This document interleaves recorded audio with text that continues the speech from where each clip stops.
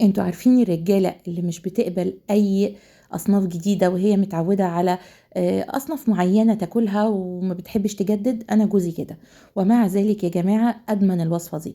تعالوا شوفوا معايا هنعمل البتنجان النهاردة ازاي.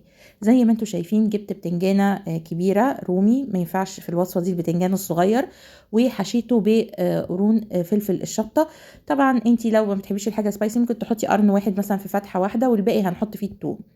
انا هنا مفرزه التوم، وهاخد في كل فتحه هحط فص توم.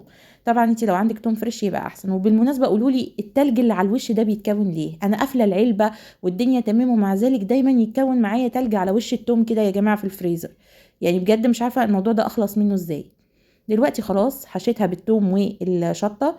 هحط عليها نقطتين زيت زيتون، لو ما عندكيش مفيش مشاكل خالص، تقدري تستخدمي زيت عادي، زيت ذره، وتدهنيها وتلفيها بالفويل وتدخليها الفرن.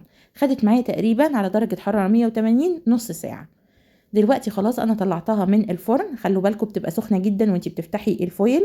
هوريكم دلوقتي بتبقى نزلت الميه بتاعتها، وعشان كده هشيلها من الفويل واحطها في الطاجن، واشيل الميه دي انا مش عايزاها خالص. طيب قرن الفلفل الشطه بقى شايفين شكله؟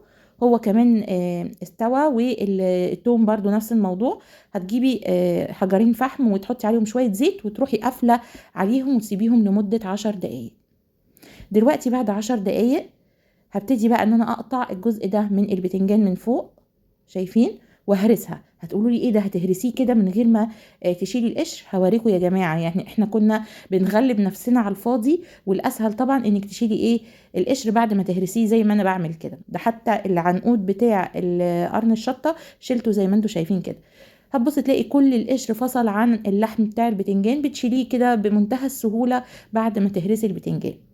دلوقتي بقى هنجيب طاسة على النار نسخنها كويس ونحط عليها الزيت. اول ما الزيت يسخن انزلي عليها بالطماطم المكعبات بالمنظر ده. حابه تحطي فلفل حطي، بس انا هكتفي بقرون فلفل الشطه اللي انا حطاها في البتنجان.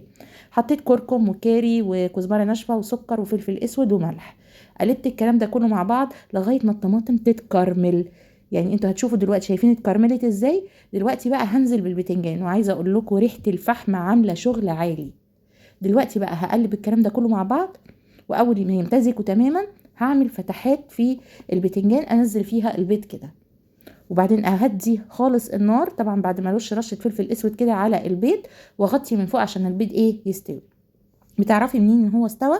بتهزي الطاسه كده بتلاقي البيض ما بيتهزش معاكي. بتحطي ايدك من فوق هتلاقي الصفار جامد ما بيجرالوش اي حاجه. اعملوا بقى الساندوتش البلدي ده وخدوا احلى ساندوتش بتنجان تاكلوه في حياتكم. جربوه هيعجبكم.